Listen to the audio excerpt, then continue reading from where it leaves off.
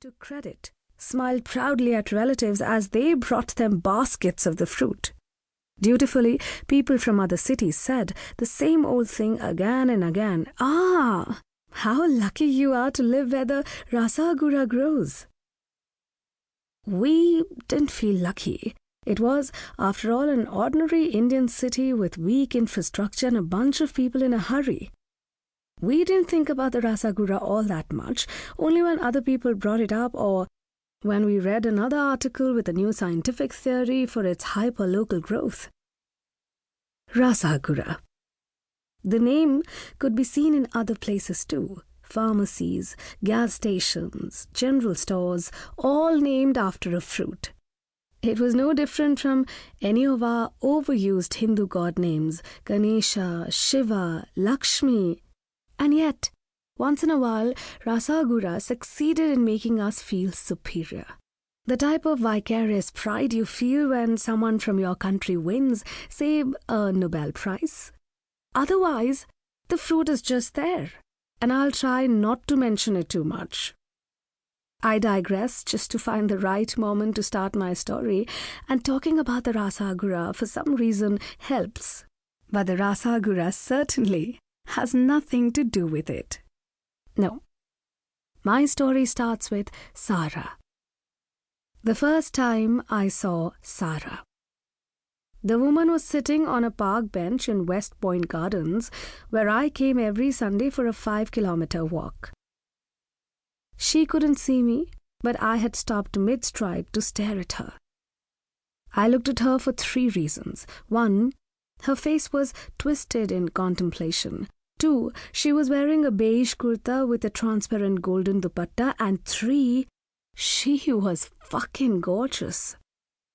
I am a woman who takes great pleasure in noticing other women in raw anticipation for our sex, but also as a comparative study. I could not, however, take the time to assess her beauty. She was onto something strange. Her head darted behind and to the side. I was sure she was checking to see if anyone was looking at her. She was in the center of a vast bamboo garden. No one else was around. I was in the corner, out of her view. She looked back to the center, her facial muscles tweaked with confidence. She took a few deep breaths and started to tremble. I saw a man, white shirt, beige pants, thick hair, walking toward her. Suddenly, she began shaking violently, falling off the bench, saliva pouring out from her mouth.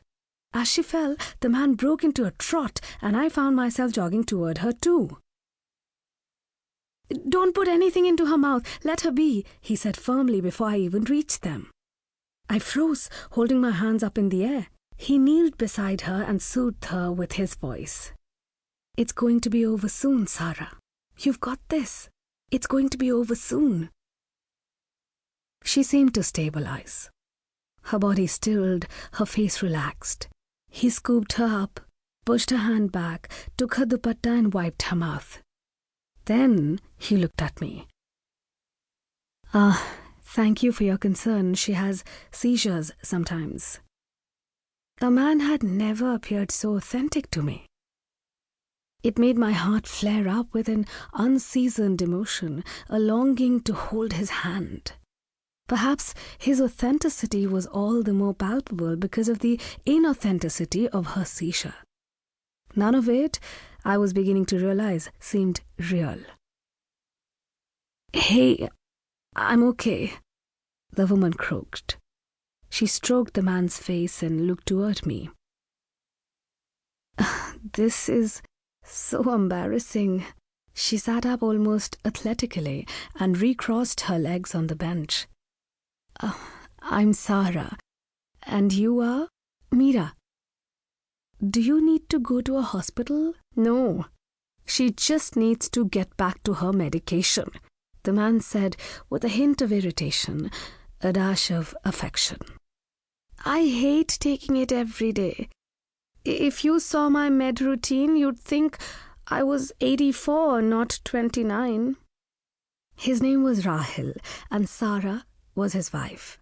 They'd been married 7 years and had met in college.